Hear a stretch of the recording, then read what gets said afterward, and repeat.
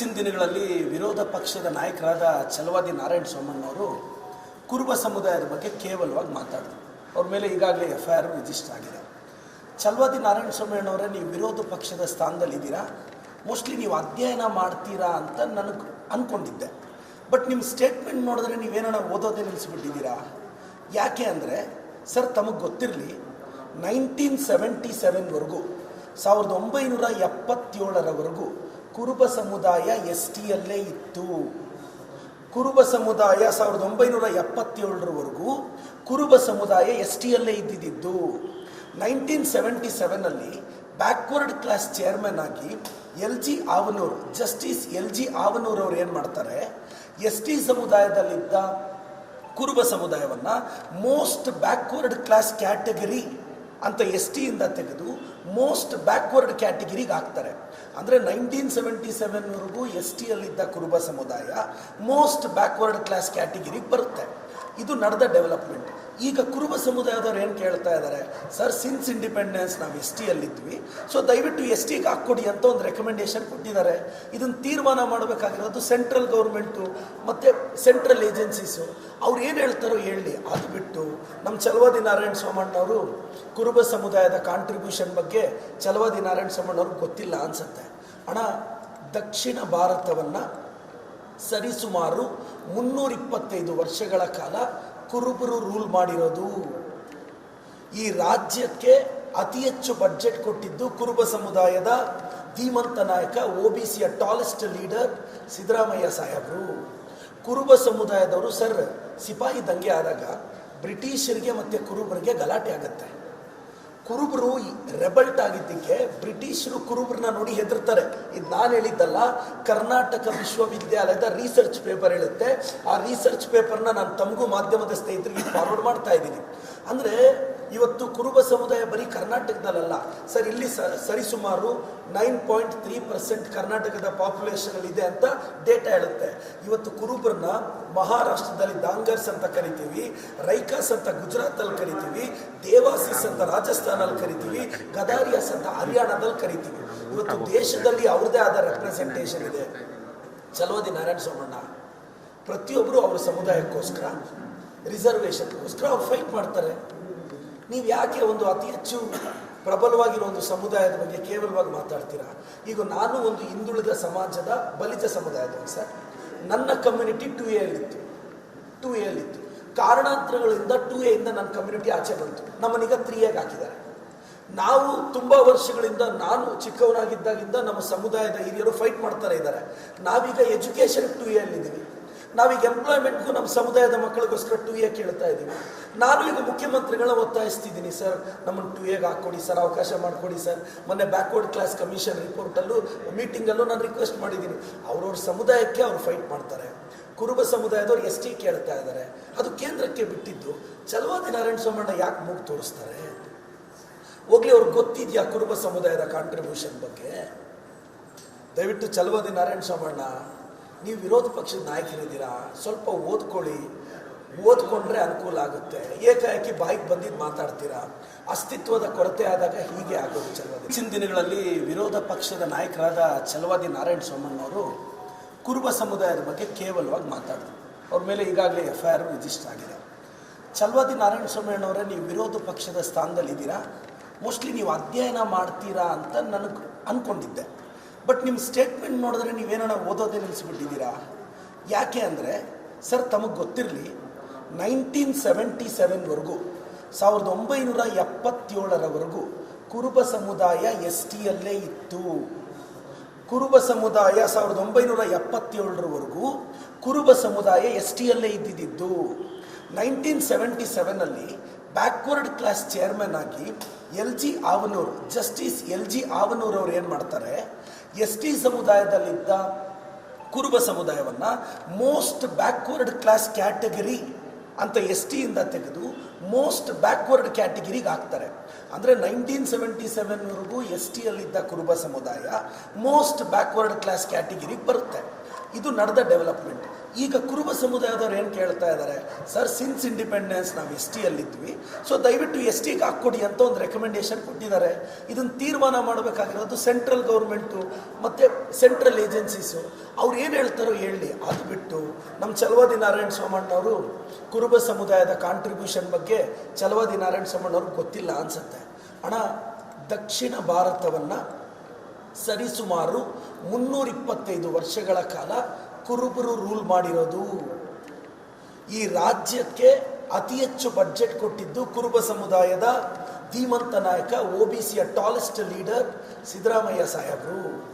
ಕುರುಬ ಸಮುದಾಯದವರು ಸರ್ ಸಿಪಾಯಿ ದಂಗೆ ಆದಾಗ ಬ್ರಿಟಿಷರಿಗೆ ಮತ್ತು ಕುರುಬರಿಗೆ ಗಲಾಟೆ ಆಗುತ್ತೆ. ಕುರುಬರು ರೆಬಲ್ಟ್ ಆಗಿದ್ದಕ್ಕೆ ಬ್ರಿಟಿಷರು ಕುರುಬರನ್ನ ನೋಡಿ ಹೆದರ್ತಾರೆ. ಇದು ನಾನು ಹೇಳಿದ್ದಲ್ಲ, ಕರ್ನಾಟಕ ವಿಶ್ವವಿದ್ಯಾಲಯದ ರಿಸರ್ಚ್ ಪೇಪರ್ ಹೇಳುತ್ತೆ. ಆ ರಿಸರ್ಚ್ ಪೇಪರ್ನ ನಾನು ತಮಗೂ ಮಾಧ್ಯಮದ ಸ್ನೇಹಿತರಿಗೆ ಫಾರ್ವರ್ಡ್ ಮಾಡ್ತಾ ಇದ್ದೀನಿ. ಅಂದರೆ ಇವತ್ತು ಕುರುಬ ಸಮುದಾಯ ಬರೀ ಕರ್ನಾಟಕದಲ್ಲ ಸರ್, ಇಲ್ಲಿ ಸರಿಸುಮಾರು 9.3% ಕರ್ನಾಟಕದ ಪಾಪ್ಯುಲೇಷನ್ ಇದೆ ಅಂತ ಡೇಟಾ ಹೇಳುತ್ತೆ. ಇವತ್ತು ಕುರುಬರನ್ನ ಮಹಾರಾಷ್ಟ್ರದಲ್ಲಿ ದಾಂಗರ್ಸ್ ಅಂತ ಕರಿತೀವಿ, ರೈಕಾಸ್ ಅಂತ ಗುಜರಾತಲ್ಲಿ ಕರಿತೀವಿ, ದೇವಾಸಿಸ್ ಅಂತ ರಾಜಸ್ಥಾನಲ್ಲಿ ಕರಿತೀವಿ, ಗದಾರಿಯಾಸ್ ಅಂತ ಹರಿಯಾಣದಲ್ಲಿ ಕರಿತೀವಿ. ಇವತ್ತು ದೇಶದಲ್ಲಿ ಅವ್ರದ್ದೇ ಆದ ರೆಪ್ರೆಸೆಂಟೇಷನ್ ಇದೆ. ಚಲವಾದಿ ನಾರಾಯಣ ಸೋಮಣ್ಣ ಪ್ರತಿಯೊಬ್ಬರು ಅವ್ರ ಸಮುದಾಯಕ್ಕೋಸ್ಕರ ರಿಸರ್ವೇಷನ್ಗೋಸ್ಕರ ಅವ್ರು ಫೈಟ್ ಮಾಡ್ತಾರೆ. ನೀವು ಯಾಕೆ ಒಂದು ಅತಿ ಹೆಚ್ಚು ಪ್ರಬಲವಾಗಿರೋ ಒಂದು ಸಮುದಾಯದ ಬಗ್ಗೆ ಕೇವಲವಾಗಿ ಮಾತಾಡ್ತೀರಾ? ಈಗ ನಾನು ಒಂದು ಹಿಂದುಳಿದ ಸಮಾಜದ ಬಲಿತ ಸಮುದಾಯದವನು ಸರ್. ನನ್ನ ಕಮ್ಯುನಿಟಿ 2A ಯಲ್ಲಿತ್ತು. ಕಾರಣಾಂತರಗಳಿಂದ 2A ಇಂದ ನನ್ನ ಕಮ್ಯುನಿಟಿ ಆಚೆ ಬಂತು. ನಮ್ಮನ್ನೀಗ 3Aಗೆ ಹಾಕಿದ್ದಾರೆ.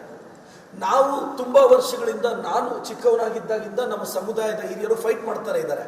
ನಾವೀಗ ಎಜುಕೇಷನ್ 2A ಯಲ್ಲಿದ್ದೀವಿ. ನಾವೀಗ ಎಂಪ್ಲಾಯ್ಮೆಂಟ್ಗೂ ನಮ್ಮ ಸಮುದಾಯದ ಮಕ್ಕಳಿಗೋಸ್ಕರ 2A ಕೇಳ್ತಾ ಇದ್ದೀವಿ. ನಾನು ಈಗ ಮುಖ್ಯಮಂತ್ರಿಗಳನ್ನ ಒತ್ತಾಯಿಸ್ತಿದ್ದೀನಿ, ಸರ್ ನಮ್ಮನ್ನು 2Aಗೆ ಹಾಕ್ಕೊಡಿ ಸರ್, ಅವಕಾಶ ಮಾಡಿಕೊಡಿ ಸರ್. ಮೊನ್ನೆ ಬ್ಯಾಕ್ವರ್ಡ್ ಕ್ಲಾಸ್ ಕಮಿಷನ್ ರಿಪೋರ್ಟಲ್ಲೂ ಮೀಟಿಂಗಲ್ಲೂ ನಾನು ರಿಕ್ವೆಸ್ಟ್ ಮಾಡಿದ್ದೀನಿ. ಅವ್ರವ್ರ ಸಮುದಾಯಕ್ಕೆ ಅವ್ರು ಫೈಟ್ ಮಾಡ್ತಾರೆ. ಕುರುಬ ಸಮುದಾಯದವ್ರು ST ಕೇಳ್ತಾ ಇದ್ದಾರೆ. ಅದು ಕೇಂದ್ರಕ್ಕೆ ಬಿಟ್ಟಿದ್ದು. ಚಲವಾದಿ ನಾರಾಯಣ ಸೋಮಣ್ಣ ಯಾಕೆ ಮೂಗು ತೋರಿಸ್ತಾರೆ?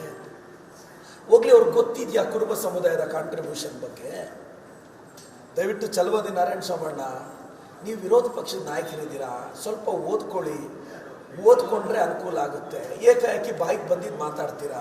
ಅಸ್ತಿತ್ವದ ಕೊರತೆ ಆದಾಗ ಹೀಗೆ ಆಗೋದು. ಚಲವಾದಿ ನಾರಾಯಣ ಸೋಮಣ್ಣ ಹೆಚ್ಚಿನ ದಿನಗಳಲ್ಲಿ ವಿರೋಧ ಪಕ್ಷದ ನಾಯಕರಾದ ಚಲವಾದಿ ನಾರಾಯಣ ಸೋಮಣ್ಣವರು ಕುರುಬ ಸಮುದಾಯದ ಬಗ್ಗೆ ಕೇವಲವಾಗಿ ಮಾತಾಡಿದ್ರು.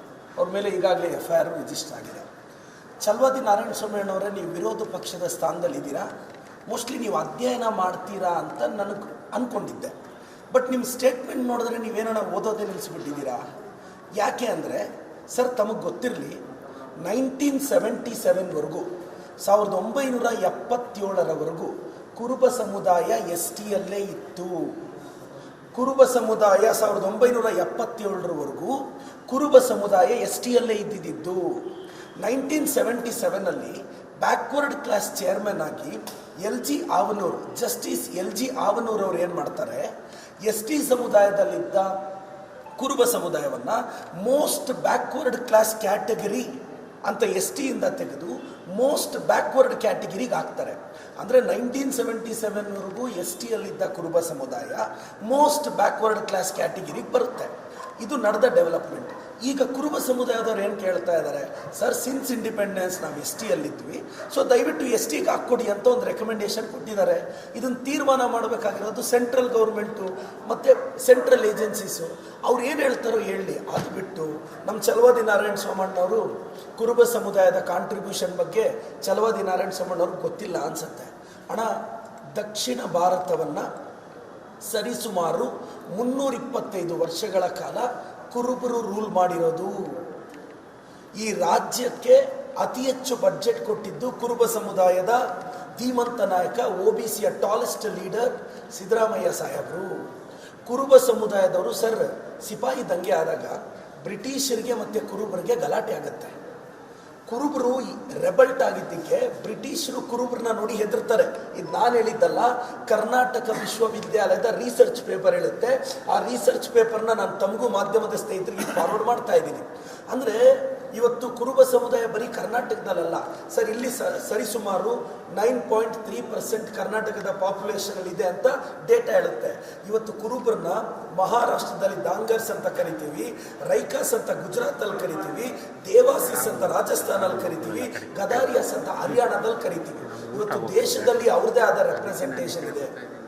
ಚಲವಾದಿ ನಾರಾಯಣ ಸೋಮಣ್ಣ ಪ್ರತಿಯೊಬ್ಬರು ಅವ್ರ ಸಮುದಾಯಕ್ಕೋಸ್ಕರ ರಿಸರ್ವೇಷನ್ಗೋಸ್ಕರ ಅವ್ರು ಫೈಟ್ ಮಾಡ್ತಾರೆ. ನೀವು ಯಾಕೆ ಒಂದು ಅತಿ ಹೆಚ್ಚು ಪ್ರಬಲವಾಗಿರೋ ಒಂದು ಸಮುದಾಯದ ಬಗ್ಗೆ ಕೇವಲವಾಗಿ ಮಾತಾಡ್ತೀರಾ? ಈಗ ನಾನು ಒಂದು ಹಿಂದುಳಿದ ಸಮಾಜದ ಬಲಿಜ ಸಮುದಾಯದವನು ಸರ್. ನನ್ನ ಕಮ್ಯುನಿಟಿ 2A ಅಲ್ಲಿತ್ತು. ಕಾರಣಾಂತರಗಳಿಂದ 2A ಇಂದ ನನ್ನ ಕಮ್ಯುನಿಟಿ ಆಚೆ ಬಂತು. ನಮ್ಮನ್ನೀಗ 3Aಗೆ ಹಾಕಿದ್ದಾರೆ. ನಾವು ತುಂಬ ವರ್ಷಗಳಿಂದ, ನಾನು ಚಿಕ್ಕವನಾಗಿದ್ದಾಗಿಂದ ನಮ್ಮ ಸಮುದಾಯದ ಹಿರಿಯರು ಫೈಟ್ ಮಾಡ್ತಾರೆ ಇದ್ದಾರೆ. ನಾವೀಗ ಎಜುಕೇಷನ್ 2A ಅಲ್ಲಿದ್ದೀವಿ. ನಾವೀಗ ಎಂಪ್ಲಾಯ್ಮೆಂಟ್ಗೂ ನಮ್ಮ ಸಮುದಾಯದ ಮಕ್ಕಳಿಗೋಸ್ಕರ 2A ಕೇಳ್ತಾ ಇದ್ದೀವಿ. ನಾನು ಈಗ ಮುಖ್ಯಮಂತ್ರಿಗಳನ್ನ ಒತ್ತಾಯಿಸ್ತಿದ್ದೀನಿ, ಸರ್ ನಮ್ಮನ್ನು 2Aಗೆ ಹಾಕ್ಕೊಡಿ ಸರ್, ಅವಕಾಶ ಮಾಡಿಕೊಡಿ ಸರ್. ಮೊನ್ನೆ ಬ್ಯಾಕ್ವರ್ಡ್ ಕ್ಲಾಸ್ ಕಮಿಷನ್ ರಿಪೋರ್ಟಲ್ಲೂ ಮೀಟಿಂಗಲ್ಲೂ ನಾನು ರಿಕ್ವೆಸ್ಟ್ ಮಾಡಿದ್ದೀನಿ. ಅವ್ರವ್ರ ಸಮುದಾಯಕ್ಕೆ ಅವ್ರು ಫೈಟ್ ಮಾಡ್ತಾರೆ. ಕುರುಬ ಸಮುದಾಯದವ್ರು ST ಕೇಳ್ತಾ ಇದ್ದಾರೆ.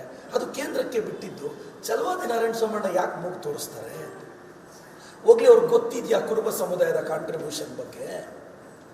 ದಯವಿಟ್ಟು ಚಲವಾದಿ ನಾರಾಯಣ ಸೋಮಣ್ಣ, ನೀವು ವಿರೋಧ ಪಕ್ಷದ ನಾಯಕರಿದ್ದೀರಾ, ಸ್ವಲ್ಪ ಓದ್ಕೊಂಡ್ರೆ ಅನುಕೂಲ ಆಗುತ್ತೆ. ಏಕಾಏಕಿ ಬಾಯಿಗೆ ಬಂದಿದ್ದು ಮಾತಾಡ್ತೀರಾ. ಅಸ್ತಿತ್ವದ ಕೊರತೆ ಆದಾಗ ಹೀಗೆ ಆಗೋದು.